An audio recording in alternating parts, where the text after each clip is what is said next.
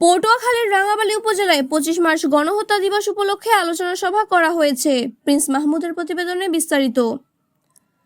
মঙ্গলবার সকাল 11টার সময় উপজেলা প্রশাসনের আয়োজনে উপজেলা পরিষদ হলরুমে 25 মার্চ গণহত্যা দিবস উপলক্ষে আলোচনা সভা করা হয়।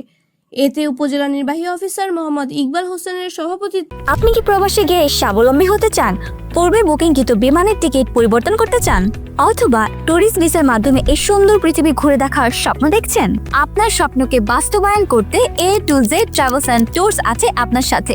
উপজেলা কৃষি অফিসার মোহাম্মদ আসাদুজ্জামান, বাংলাদেশ নৌবাহিনীর কন্টিনজেন্ট কমান্ডার মোহাম্মদ জুম্মন, উপজেলা বিএনপির সভাপতি মোহাম্মদ আব্দুর রহমান ফারাজি ও উপজেলা বিএনপির সাধারণ সম্পাদক মোহাম্মদ হারুনুর রশিদ, উপজেলা জামায়াতে আমির মাওলানা কবির হোসাইন, রাঙামালী প্রেস ক্লাবের সভাপতি মাহমুদ হাসান রাজীব উপস্থিত ছিলেন। এ সময় বক্তারা বলেন, 1971 সালের 25 মার্চ ইতিহাসের একটি কালো অধ্যায়। পাকিস্তানি হায়নার দল নিরীহ ঘুমন্ত মানুষের ওপর হামলা করে হত্যাযজ্ঞ চালায়। এরকম নিষ্ঠুর অত্যাচার ইতিহাসে বিরল।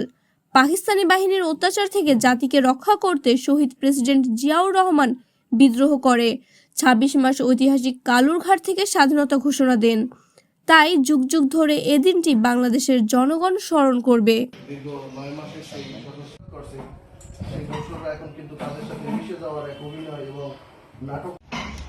আমাদের সকল পেশা, সকল শ্রেণীর সকল গোষ্ঠীর আমাদের গার্ডিয়ান, ধন্যবাদ জানাবো সভাপতি ইসলাম। 26 টেলিভিশন, মাতৃভূমির বন্ধনে।